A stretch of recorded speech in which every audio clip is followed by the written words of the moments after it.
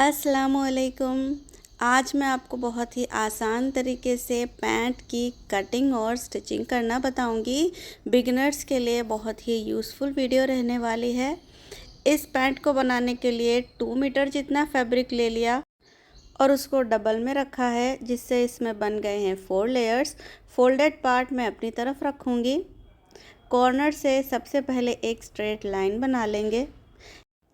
यहाँ से 2 inches belt के लिए हम छोड़ देंगे और यहाँ पर भी एक स्ट्रेट लाइन बना लेंगे।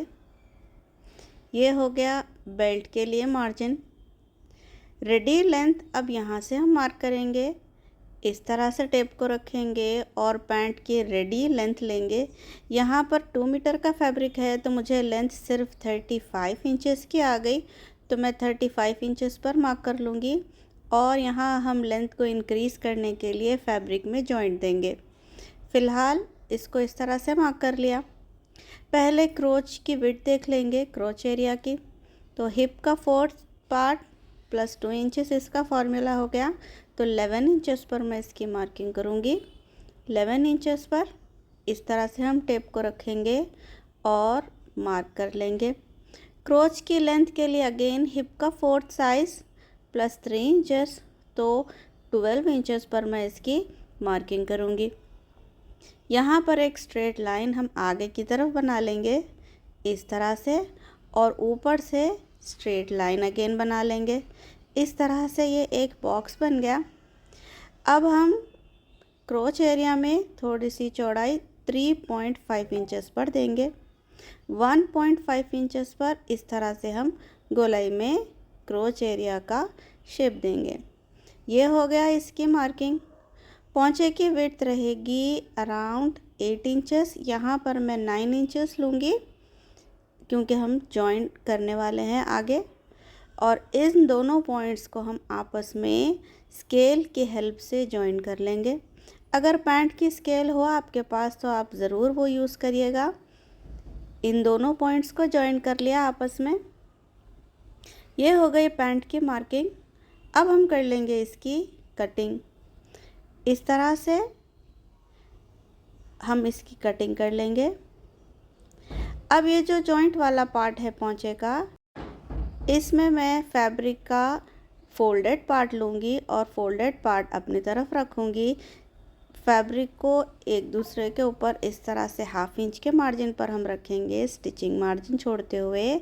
अगेन यहाँ पर मैं 35 इंचेस पर टेप को रखेंगे। रेडी लेंथ मुझे चाहिए 39 इंचेस, तो 39 पर मार्क करेंगे और अगेन स्टिचिंग मार्जिन 41 इंचेस पर हम देंगे।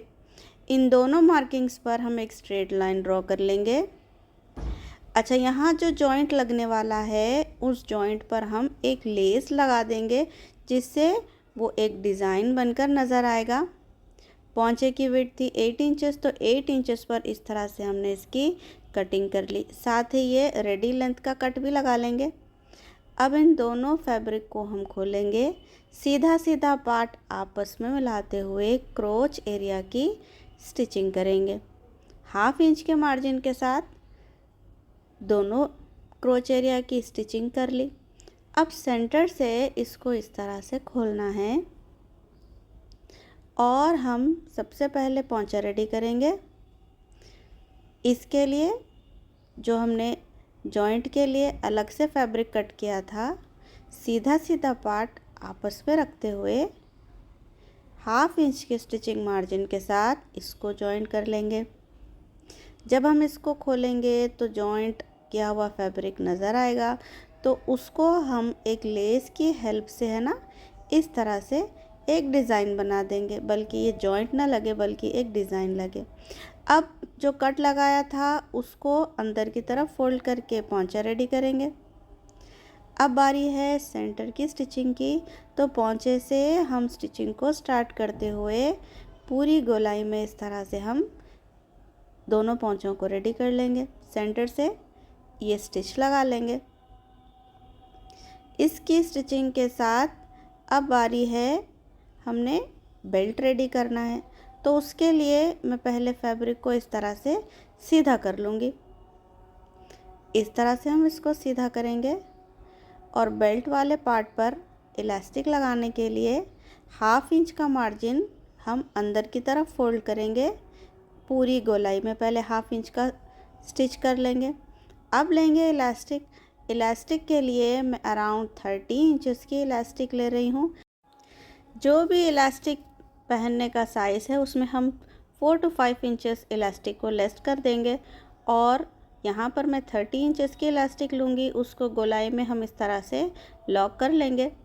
अब इसको स्टिचिंग करने के लिए जो मार्किंग की थी बेल्ट का जितना मार्जिन छोड़ा था उस पर अंदर इलास्टिक को रखते हुए कॉर्नर से एक स्ट्रेट सिलाई लगा देंगे। ये स्टिचिंग इलास्टिक पर नहीं आना चाहिए। इसके बाद फैब्रिक को इस तरह से हम इलास्टिक को स्ट्रेच करेंगे ताकि फैब्रिक इक्वली डिस्ट्रीब्यूट हो जाए और हम लगा लेंगे सेंटर का स्टिच। सेंटर से इलास्टिक को खींचते हुए एक स्टिच लगा लेंगे। तो इस तरह से सिर्फ 2 मीटर के फैब्रिक में हमने 39 इंचेस की लेंथ वाली पैंट बना ली। तो इसी तरह की वीडियोस के लिए चैनल को सब्सक्राइब करें। अस्सलाम वालेकुम।